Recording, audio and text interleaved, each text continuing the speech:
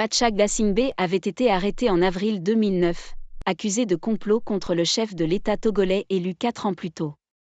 Il est arrivé au Gabon pour s'y faire soigner. Détenu depuis près de 14 ans pour atteinte à la sûreté de l'État, Pachag Nassimbe a été évacué vers le Gabon pour des raisons sanitaires.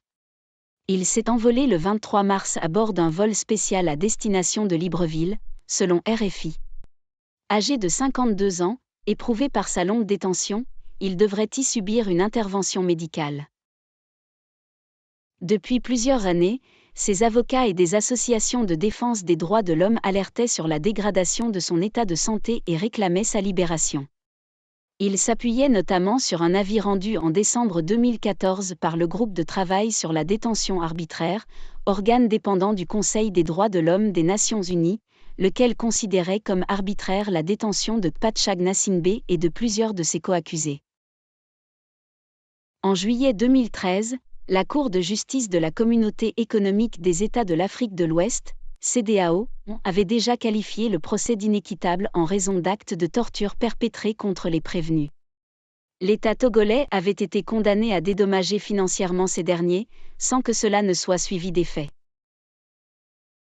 Pachag Nassimbe avait en parallèle demandé une conciliation avec Forg Nassimbe, laquelle avait été confiée au chef de canton de Pia, le village natal de la famille Nassimbe, situé à 430 km au nord de Lomé. Il avait également introduit une demande de grâce présidentielle, mais sans plus de succès. Ces derniers mois, alors que son état de santé s'était de nouveau dégradé, il avait été transféré au pavillon militaire du centre hospitalier universitaire Sylvanus Olympio, à Lomé. Il y avait déjà été hospitalisé en 2015, victime, selon certaines informations, d'une embolie pulmonaire résultant des complications d'un diabète et d'une hypertension artérielle.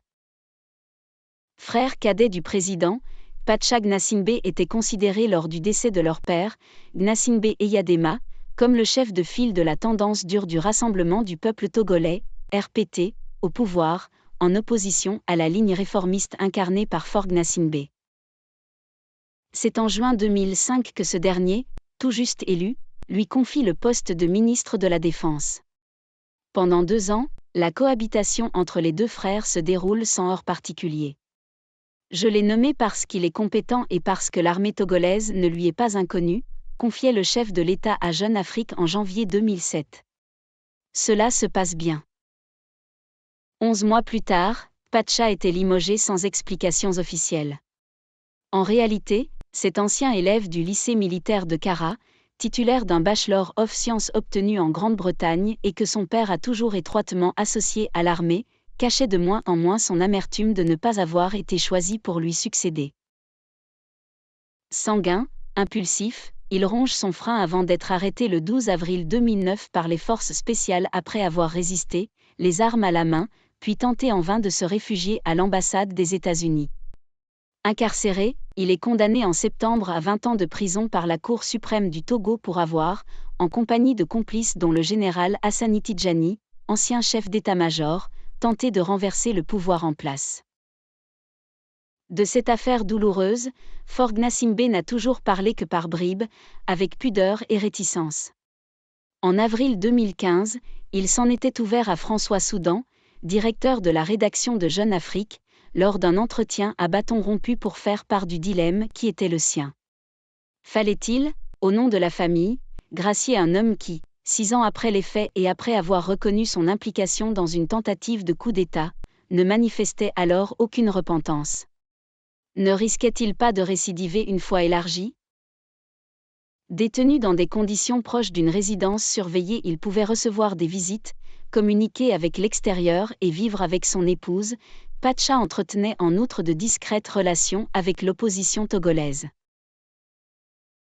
Après plus de 13 années de ce traitement, il est probable que les velléités et les appétits de l'ancien ministre de la Défense se soient émoussés.